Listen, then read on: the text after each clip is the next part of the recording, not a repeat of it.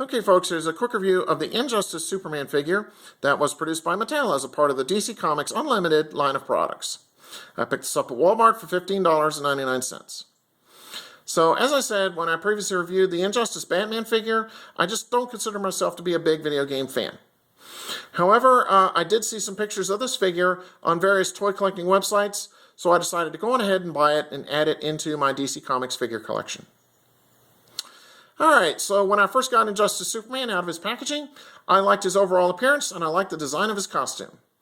Now, as I said when I previously reviewed the Movie Master Superman figure, it appears that the Man of Steel movie costume got some design cues from both this costume as well as the New 52 costume.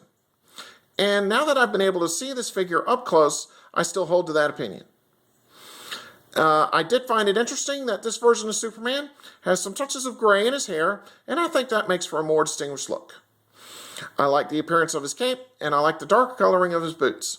And I also like how the Superman symbol is portrayed on his chest. And speaking of the cape, it has a very unique design on it, which kind of reminds me a little bit of what Batman's looks like, and it's made of a softer plastic than the Movie Master's Man of Steel Superman figure. The articulation joints on this figure were pretty good for the most part. I had no problem in moving the head, shoulders, elbows, wrists, waist, hips, knees, or ankles. There appears to be an additional articulation joint in both of his wrists, as well as an additional articulation joint just above his knees. Now, both of the wrists appear to have a swivel joint, and they were both initially frozen in place, but I was able to free them both up using a hairdryer. However, they both appear to be very fragile, so I advise caution in moving them around, as you could potentially break them. I was a bit disappointed to discover that his legs can only move forward a tiny bit due to his having a big butt. And I was also disappointed to discover that Superman's head can only look up a tiny bit. Had it been able to look up more, that could have made for possibly being able to get some really dynamic flying action poses out of this figure. Paint apps were a little disappointing. The left hand appears to have a defect in it, almost like it was burned.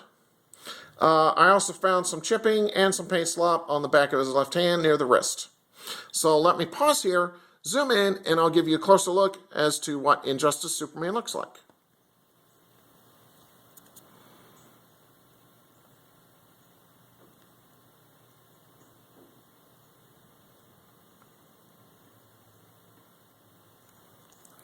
Okay. Injustice Superman didn't come with any accessories, so what I'll do now for you is a quick 360 of the figure and let you see what he looks like from all sides. So here he is from the front, from the left,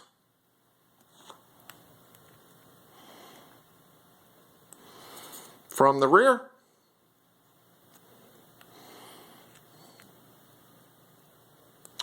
here he is from the right-hand side. Finally, here we are once again from the front. So overall, I do like this figure.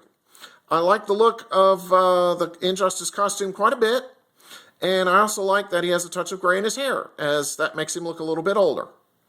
I don't like that these wrist joints feel as fragile as they do, though. And I was also a little disappointed at the defect in his left hand, and that he's not able to look up as much as I'd like him to look up, so that I could get some really dynamic flying action poses out of this figure.